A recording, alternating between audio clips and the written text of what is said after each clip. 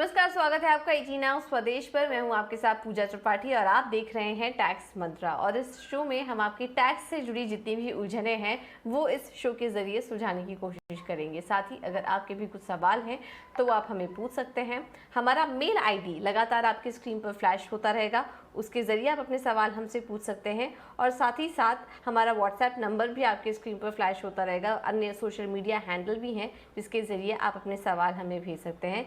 और आप अपने सवाल हमें वीडियो क्लिप के ज़रिए भी भेज सकते हैं, जो कि हम इस शो में शामिल करेंगे।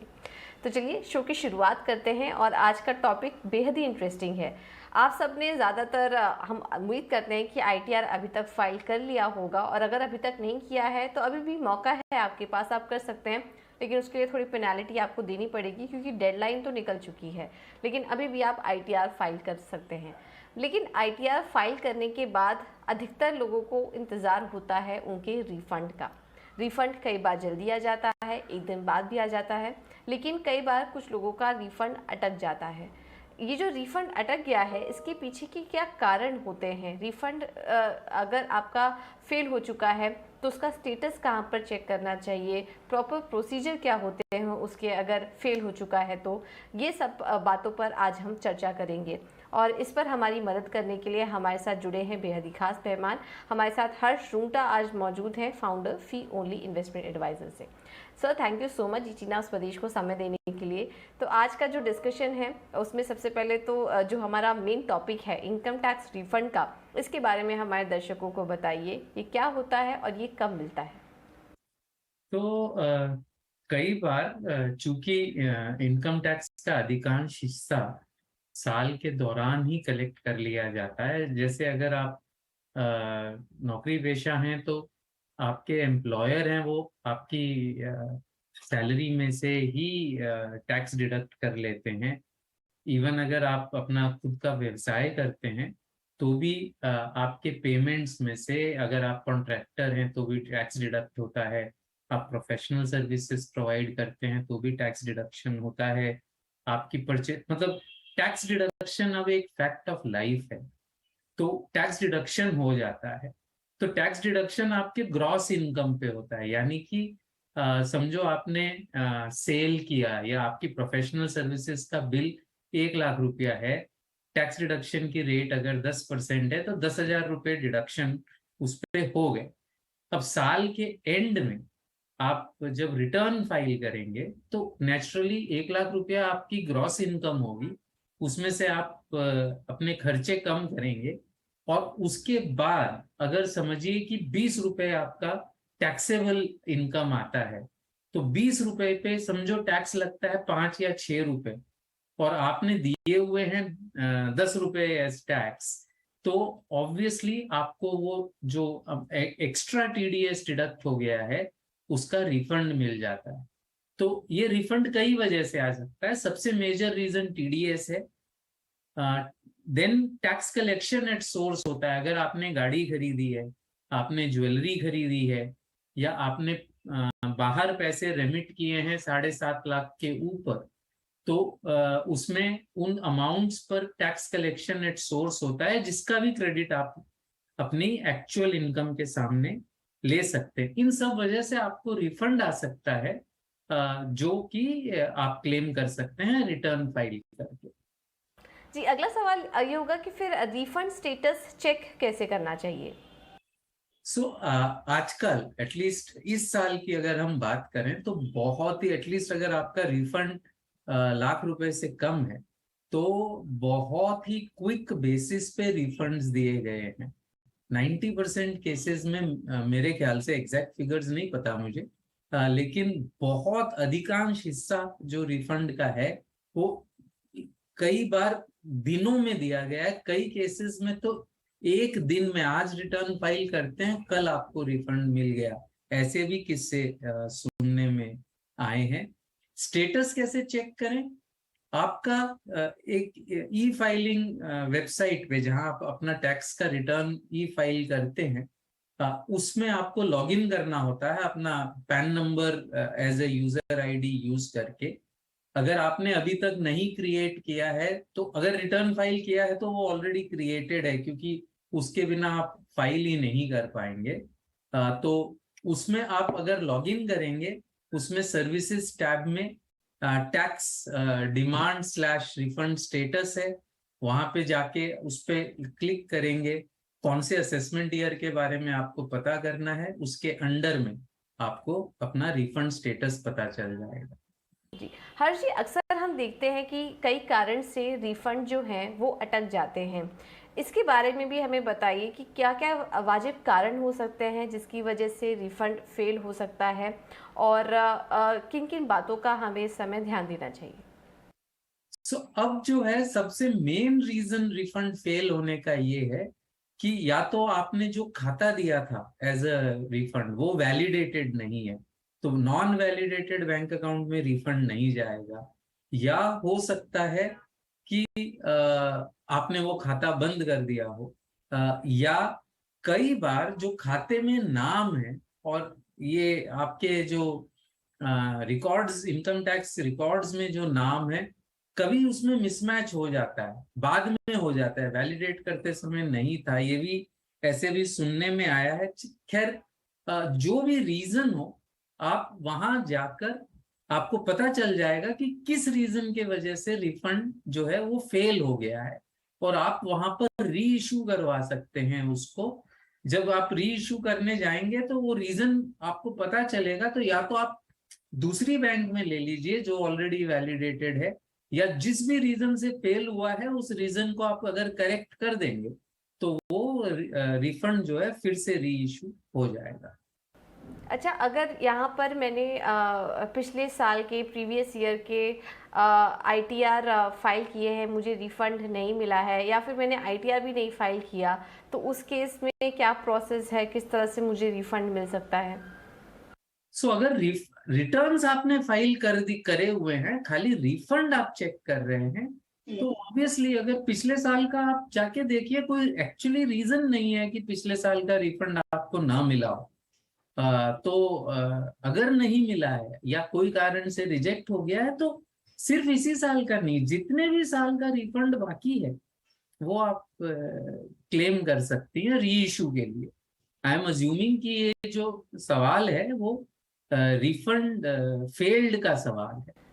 जी, हर जी, हम आपसे ये भी समझना चाहेंगे कि रिटर्न फाइल करते वक्त अमूमन क्या-क्या मिस्टेक होती है, कॉमन मिस्टेक होती है जो कि एक टैक्स पेयर करता है, और अगर उसको रेक्टिफाई करना हो तो उसके लिए उसको क्या करना पड़ेगा, क्या प्रोसेस फॉलो करने पड़ेंगे जिससे कि एंड में उसका रिफंड जो है वहाँ पर कोई असर ना पड़े, वो अमाउंट ठीक तरीके से आ सके? दो तरीके की गलतियां हो सकती है। एक ऐसी गलती जिससे आपका इनकम घटता हो या टैक्स का पेमेंट कम होता हो, रिफंड बढ़ता हो। अगर ऐसी टाइप की गलती है, तो जैसे अगर हम पिछले साल की बात करें, फाइनेंशियल ईयर एंडेड 22, और वो समझो रिटर्न आपने 31 जुलाई 22 के पहले फाइल किया था, उसका रिवीजन आप सिर्फ 31 दिसंबर 22 तक ही कर पाएंगे, उसके बाद आप नहीं कर पाएंगे। जहां पे आपका रिफंड इंक्रीज हो रहा हो, ऐसी कोई गलती हो जिससे आपको, और जिसको सुधारने से आपको फायदा हो, वो आपको 31 दिसंबर तक करना होगा। मैं ये मतलब एक लेमैन्स टर्म्स में ये एक्सप्लेन कर रहा हूँ। और अगर ऐसी गलती है, समझो आपने डिस्कवर किया कि कोई गलती से आपने डिडक्शन क्लेम कर लिया था जो कि नहीं करना चाहिए था, या कोई इनकम टैक्सेबल थी वो आपने नहीं दिखाई थी, अगर ऐसी गलती है जो कि जिससे कि आपका टैक्स पेमेंट बढ़ता हो, तो वैसी गलती आप सुधार सकते हैं 2 साल तक। तो मार्च 2022 का जो साल एंड हुआ, उसका जो सुधरा हुआ रिटर्न है वो आप मार्च 2025 तक फाइल कर पाएंगे। लेकिन याद रहे, ये खाली एडिशनल टैक्स आपको देना होगा तो ही फाइल कर पाएंगे, और उसके साथ एडिशनल इंटरेस्ट भी आपको देना होगा। ये एक ब्रॉड प्रोविजन में आपको बता रहा हूँ। ओके, हाँ जी, एक बड़ा ही बेसिक सा सवाल होगा, क्योंकि रिफंड तभी प्रॉपर आ सकेगा जब हम आईटीआर फॉर्म जो है वो ठीक तरीके से भरेंगे, फिल करेंगे। तो आईटीआर फॉर्म भरते वक्त किन किन बातों का ध्यान देना चाहिए, और कौन सा फॉर्म किस टैक्स पेयर के लिए सही है, इसका पता कैसे चले? तो प्राइमरीली आप इनकम टैक्स की साइट पे भी जाएंगे, वहां भी उन्होंने दिया है। अगर हम इंडिविजुअल्स की बात करें तो the choice is between form 1, 2, 3 and 4 basically, जहां तक अब मेरे ध्यान आ रहा है। तो उसमें मतलब basically form 2 and form 3 detailed forms हैं। फॉर्म 1 जो जिसको सुगम भी कहते थे वो है, लेकिन उसकी कई कंडीशंस हैं। बिजनेस इनकम नहीं होनी चाहिए, कैपिटल गेन्स नहीं होना चाहिए, इनकम फ्रॉम हाउस प्रॉपर्टी इतने मतलब शेयर्स नहीं होने चाहिए। वो कंडीशंस वहां दी हुई हैं। अगर कोई भी कंडीशन आप नहीं फुलफिल करते तो फिर आपको डिटेल ज्यादा देना होगा।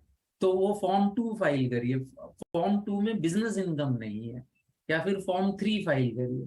फॉर्म 4 है अगर प्रिजम्पटिव इनकम है, यानी कि जिसमें इनकम का जो परसेंटेज है वो प्री फिक्स्ड है, फॉर्मूला से है, न कि एक्चुअल एक्सपेंसेस के तौर पे कैलकुलेट किया जाता है। तो ये ऑलरेडी साइट में भी दिया हुआ है। जो भी फाइलिंग के सॉफ्टवेयर्स हैं जो बहुत इजीली आज अवेलेबल हैं, कई टैक्स फाइलिंग वेबसाइट्स हैं।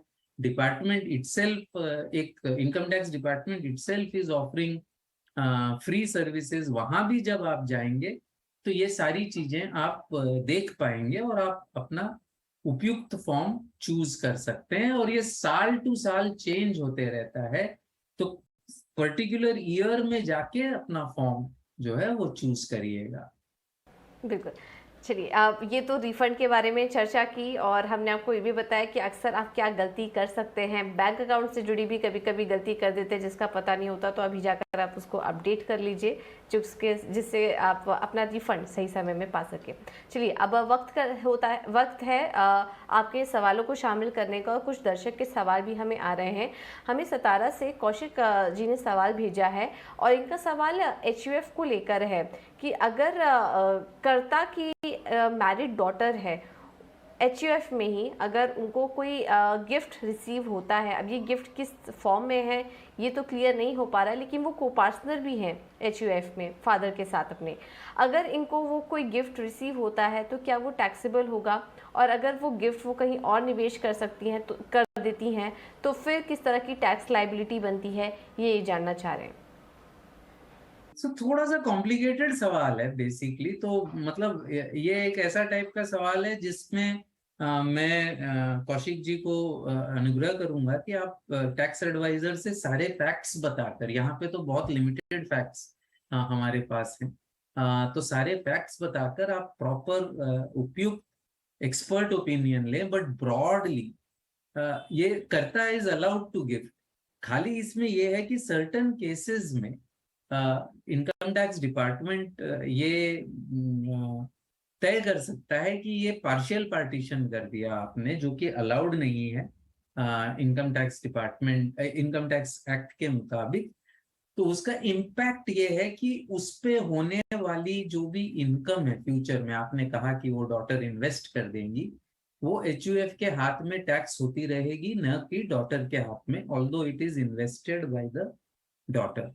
तो ये हो सकता है, होगा जरूरी नहीं है, हो सकता है। आप सारे अपने स्पेसिफिक फैक्ट्स बताकर एक इंडिविजुअलाइज्ड ओपिनियन अपने टैक्स एडवाइजर से लीजिए। बिल्कुल। अगला सवाल आया है जयंत भट्टाचार्य का और थोड़ा टेक्निकल इनका भी सवाल है। ज़्यादा डिटेल्स तो नहीं है लेकिन हम इनको इनकी मदद करने की कोशिश करेंगे।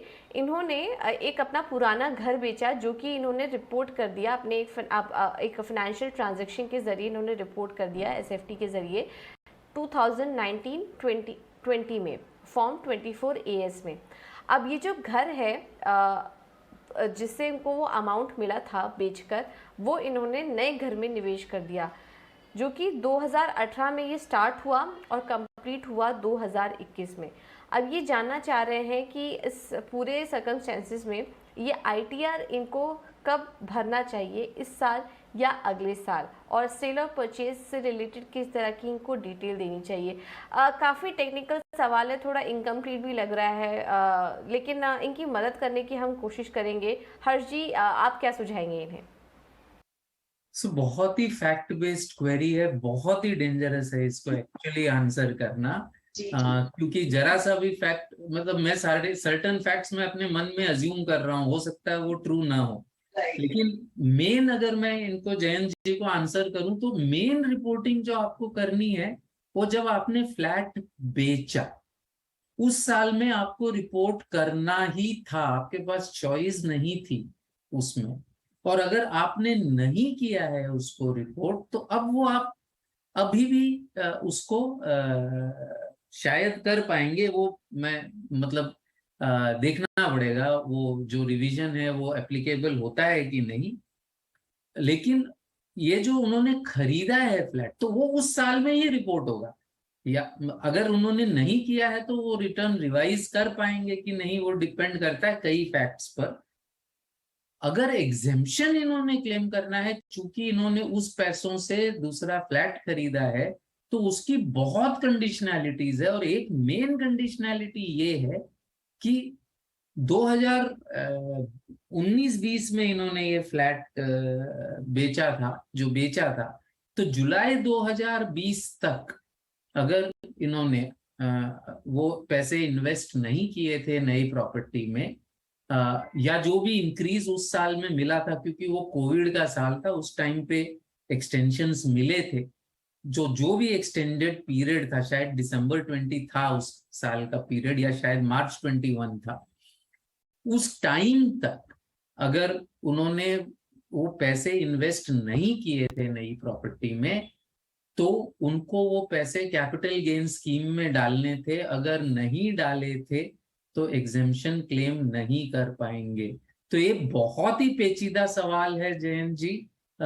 ये अगेन मैं आपसे गुजारिश करूंगा कि अपने टैक्स एडवाइजर के साथ बैठें, सारे फैक्ट्स उसको एक्सप्लेन करें, और फिर इसका जवाब सही जवाब आपको मिल पाएगा।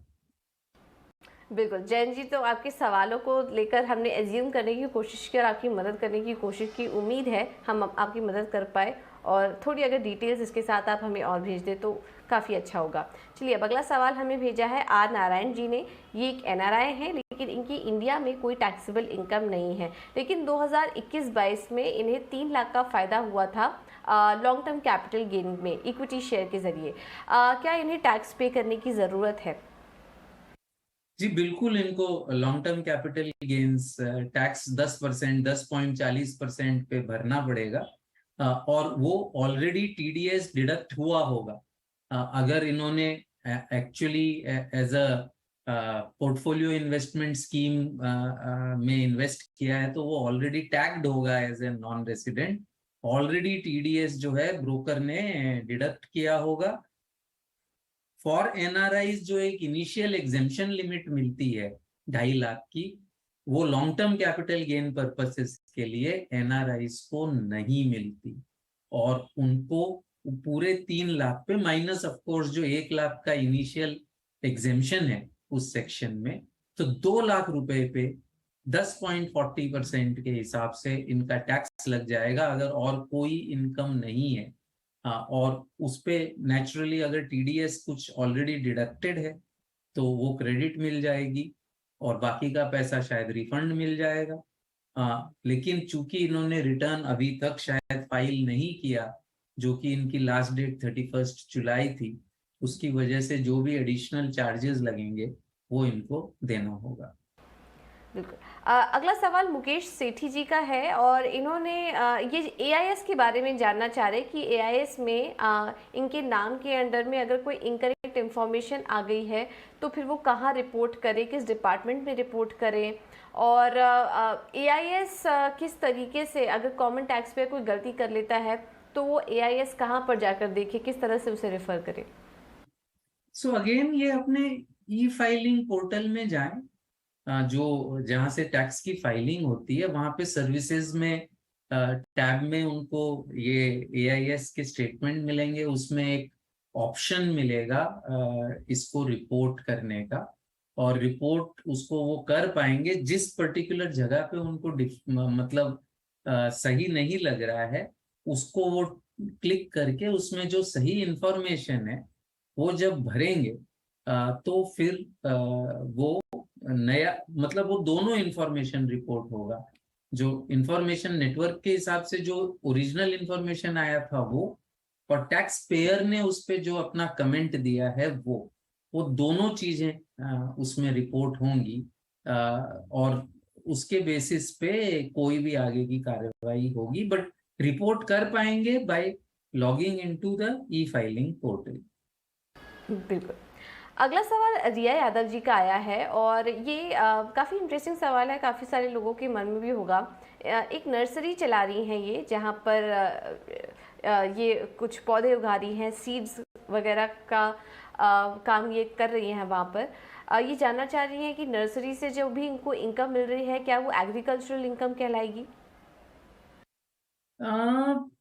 सी ऐसे अगर एकदम, ये ऑब्वियसली सवाल के पीछे बहुत सी चीजें होंगी। तो एक चीज मैं कह दूं कि चूंकि एग्रीकल्चरल इनकम एग्जेम्प्ट होती है और सिर्फ रेट पर्पस के लिए यूज होती है, तो एग्जाम्पल के तौर पे अगर रिया जी की दूसरी इनकम, नर्सरी की इनकम छोड़ दीजिए, दूसरी इनकम समझिए 4 लाख रुपए है, और वो मतलब तो ऑब्वियसली उस पे टैक्स नहीं लगता। लेकिन चूंकि एग्रीकल्चरल इनकम समझिए 2 लाख है नर्सरी से, ओके, तो नॉर्मली वो रेट पर्पस के लिए यूज होता है, यानी कि वो 2 लाख रुपए ऐड हो जाएंगे 4 लाख पे, 6 लाख पे जो टैक्स लगता है वो लग के फिर 4 लाख पे जो लगता है वो माइनस हो जाएगा, और नेट उनको टैक्स जो है देना पड़ेगा। तो अब ये कौन मतलब ये क्या चीज की इनकम है और कितनी है उस पर डिपेंड करेगा। बहुत से लोग एग्रीकल्चर, ये जो नर्सरी की इनकम वगैरह है, अगर आप टैक्स को छुपाने के लिए उसको नर्सरी जेन्युइन है तो मेरे ख्याल से कोई दिक्कत नहीं आएगी उसको एग्रीकल्चरल इनकम दिखा के एग्जेम्पशन क्लेम करने में। लेकिन जेन्युइन अगर नहीं है, और ये मैं आपके चैनल के माध्यम से कहना चाहूंगा कि अब इसको यूज करना बहुत मुश्किल है, इस सो कॉल्ड लूप होल को यूज करना न कोशिश करें, बिकॉज टिपिकली ये लैंड एग्रीकल्चरल नहीं होगी। ये मोस्ट लाइकली अगर घर के आंगन में आप कर रहे हैं तो मोस्ट लाइकली ये लैंड एग्रीकल्चरल नहीं होगी। तो वो सवाल पूछेंगे कि नॉन एग्रीकल्चरल लैंड में अगर बड़ी अमाउंट है और इसका इम्पैक्ट टैक्स पे बड़ा बढ़ रहा है, तो ये बहुत से सवाल पूछे जाएंगे। तो अगर छोटी अमाउंट है तो इसको आप एग्जेम्पशन क्लेम कर पाएंगे, because yes it is agricultural income. But अगर जेन्युइन एग्रीकल्चरल इनकम नहीं है तो बहुत दिक्कत आएगी। ये मैं आपके अपने दर्शकों को जो ये प्रोग्राम देख रहे हैं ये चेतावनी देना चाहता हूँ। ठीक है, एक आखिरी सवाल ले लेते हैं। इन्होंने नाम तो मेंशन नहीं किया, लेकिन सवाल भेजा है कि इनकी बेटी सैलरीड एम्प्लॉय है, इनको अपने एम्प्लॉय से एचआरए भी मिल रहा है, लेकिन वो अपने फादर के साथ ही रह रही हैं। अब ये जानना चाह रहे हैं कि क्या मेरी बेटी मुझे रेंट पे कर सकती है और एचआरए क्लेम कर सकती है, इसका फ़ायदा वो किस तरीके से ले सकती है? हर्षजी क्या सजेस्ट करेंगे इन्हें? सो इसमें अगेन ये टाइप के जो tax save so called tax saving techniques हैं, ये क्लियरली जेन्युइन लीजिंग तो है नहीं। कोई जेन्युइनली तो डॉटर दे नहीं रही है ऐसा मेरा अजम्पशन है। ऐसे भी किस्से होते हैं जहाँ पे जेन्युइनली वो देते हैं। लेकिन अगर जेन्युइन नहीं है तो मेरा अगेन रिक्वेस्ट है कि ऐसी टाइप की टैक्स सेविंग ना करें। करना है तो make sure everything is in order. ये चीज अगर लीज एग्रीमेंट करनी है, आप जिस स्टेट में है वहां पे ऐसे टाइप के एग्रीमेंट को अगर रजिस्टर करना पड़ता है तो एग्रीमेंट करिए, रजिस्टर करिए। आप एक हैंड्स मतलब क्या बोलते हैं स्टैंड अलोन अगर किसी दूसरे भाड़ेकर से लेते तो क्या करते आप, उसका भाड़े का एग्रीमेंट करते, उसे रजिस्टर करते, महीने टू महीने वो पेमेंट आता, आप अपने टैक्स रिटर्न्स में एज एन इनकम दिखाते। जो भाड़ा दे रही है वो अगर वो एक लिमिट के ऊपर दे रही है तो उस पर अगर टैक्स डिडक्शन एप्लीकेबल होता है तो वो टैक्स डिडक्ट करती। ये सारी चीजें अगर आप कर रहे हैं तो फिर भी ये ठीक है, क्योंकि अब आप देखें when she is claiming exemption उनको लैंडलॉर्ड का पैन नंबर देना होता है, और लैंडलॉर्ड का जब पैन नंबर दिया तो अगर लैंडलॉर्ड की रिटर्न नहीं फाइल हो रही, उस पैन में अगर रिटर्न नहीं फाइल हो रही, या रिटर्न फाइल हो रही है लेकिन ये इनकम नहीं दिखाई जा रही है, तो अब ये क्रॉस टैली होता है। तो मेरी गुजारिश है आपके दर्शकों से कि जो ट्रांजैक्शन जेन्युइन है, सिर्फ टैक्स सेविंग के लिए ऐसे टाइप के ट्रांजैक्शंस ना करें तो अच्छा रहेगा, क्योंकि ये जब ट्रांजैक्शन खुलेंगे तो आपको इतनी दिक्कत आएगी कि जो छोटा मोटा टैक्स आप सेविंग कर रहे हैं उसको आप भूल जाएंगे, उसका कॉस्ट बहुत हैवी लगेगा आपको। बिल्कुल, तो एचआरए एग्जम्पशन अगर आपको क्लेम करना है तो ध्यान रखिए, इसमें काफ़ी सारी डिटेल्स देनी पड़ती हैं, लैंडलॉर्ड की पैन कार्ड डिटेल्स भी लगती हैं। तो अगर आपके पास जेन्युइन डॉक्यूमेंट्स हैं इसको सपोर्ट करने के लिए, तो फिर आप टैक्स बचाने के नज़रिए से ऐसा कर सकते हैं, लेकिन थोड़ा संभल के रहें, वरना इस तरीके की चीज़ों से आप फंस भी सकते हैं। तो ये राय आपको होगी, यानी कि अगर कोई भी ट्रांजैक्शन आप यहाँ पर जेन्युइन तरीके से कर रहे हैं और उसे आप रिपोर्ट कर पा रहे हैं, समझा पा रहे हैं इनकम टैक्स डिपार्टमेंट को, तो फिर वो सही है, अदरवाइज़ इस तरह की चीज़ें इग्नोर करें। चलिए, इसी नोट के साथ हर्ष जी, बहुत बहुत शुक्रिया आपका हमें समय देने के लिए और आज के इस टॉपिक पर हमारे साथ डिटेल में बात करने के लिए, और साथ ही साथ हमारे दर्शकों के सवाल का जवाब भी देने के लिए आपका बहुत बहुत धन्यवाद। धन्यवाद। चलिए, फिलहाल इस बुलेटिन में इतना ही। उम्मीद करते हैं कि रिफंड की आज के इस एपिसोड से आपको काफ़ी सारी चीज़ें पता चली होंगी, और अमूमन जो हम गलतियाँ अक्सर कर देते हैं वो गलतियाँ आप ना करें। इसी नोट के साथ मुझे दीजिए इजाज़त। नमस्कार।